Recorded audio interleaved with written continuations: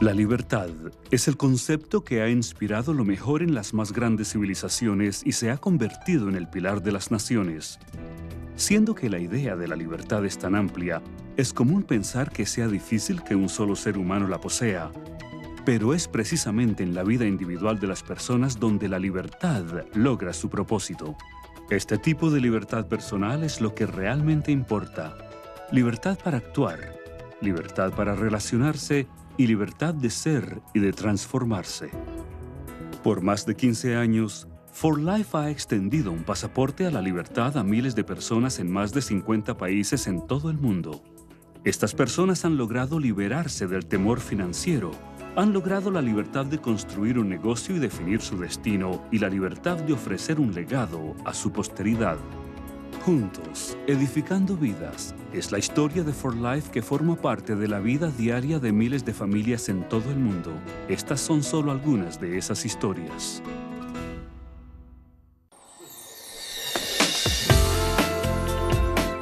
I like to say that for me, every day above ground is a really good day. We're Ray and Barbara from Winter Springs, Florida. And we're from Winter Springs, but we're from the beach too, because we spend about half our time over there with the ocean as our backyard. You look out, the ocean's, waves are crashing, it's great.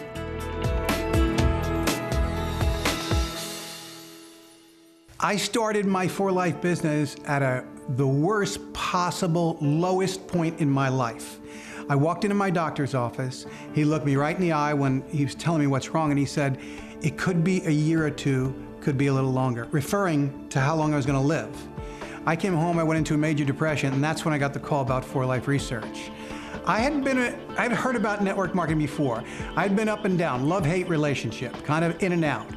But there was something special about this company. It grabbed me, the product technology grabbed me. At the same time, I was just in a lot of prayer looking for answers, a way out of my terrible condition, because I had a lot of fear. And all I kept getting was take care of your family, be a good provider. Even if you die young, Ray, make sure you take care of this money thing for your family. I didn't want to pass away and have them struggle for the rest of their lives. So I was working with this clock going. I needed a liver transplant, and I was running out of time. And I was building my business, and it was growing very, very fast. But kind of the moment of truth came. I started to get really, really sick. And I went into the hospital, and I came out of the hospital, went into the hospital, kind of waiting to get on this liver transplant list. Finally, I got on the liver transplant list, went into the hospital, got a liver transplant, and then a lot of things went wrong. I was in and out of intensive care for 4 months, and it was a scary time, but the business was already built. When my father went into the intensive care for his transplant, I was in high school, and I remember it being sort of like a surreal moment for me. I didn't understand everything that was happening. It was almost as if things like this don't happen to people like us. I mean, that could have been a financial disaster for a lot of people, but for me, because of Ray's strength and perseverance and hard work, we had a life built already. And I think there was like that sense of security, because my dad didn't have a regular job. He had built a For Life business, and that, I think in the back of her mind, she knew it was gonna be okay because of that. My bills were being paid while he was in the hospital for 4 months. I had a place to stay by the hospital while he was recovering.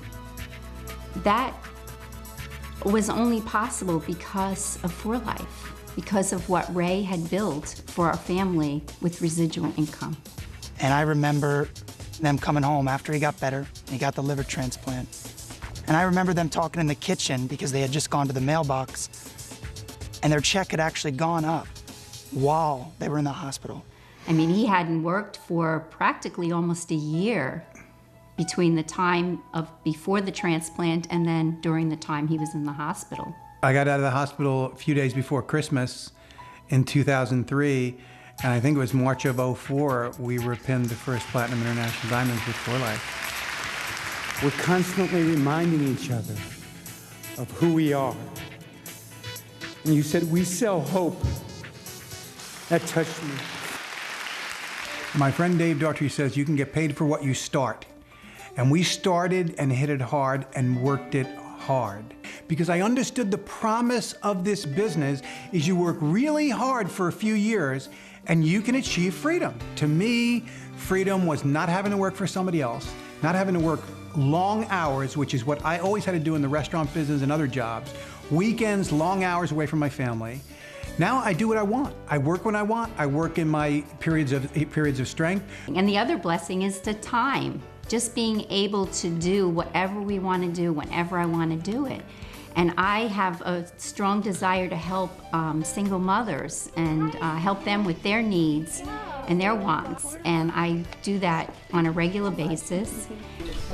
Hi, Sylvia.